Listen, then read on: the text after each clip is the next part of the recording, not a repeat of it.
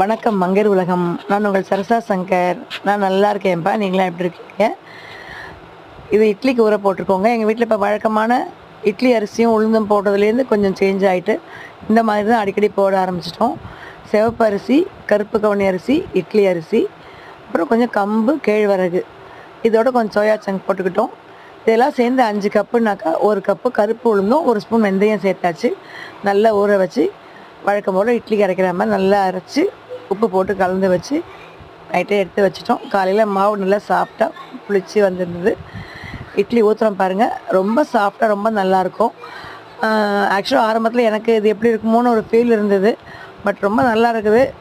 நமக்கு எல்லா அரிசியும் சேரும்போது ஹெல்த்துக்கு ரொம்ப அது யூஸ் ஆகுதுங்க. அதனால் நீங்களும் ட்ரை பண்ணி பாருங்கள். ஆல்ரெடி நீங்கள் ட்ரை பண்ணியிருந்தீங்கன்னா எனக்கு உங்கள் ரேஷியோ என்ன, எப்படி இருக்குது, வேறு ஏதாவது ஆட் பண்ணலாமான்னு எனக்கு கமெண்ட் பண்ணுங்கள்.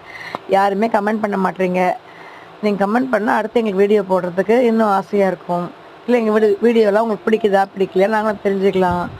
அவ்வளோதான். இட்லி ரெடி ஆகிடுச்சு. ஆல்ரெடி அரைச்சி வச்சுருந்தேன் புதினா கொத்தமல்லி சட்னி வச்சுட்டேன். பாருங்கள் எவ்வளோ சாஃப்டாக இருக்குது பாருங்கள். வீடியோ பிடிச்சா லைக் பண்ணுங்கள், ஷேர் பண்ணுங்கள். இந்நாள் இனி நாளாகட்டும்.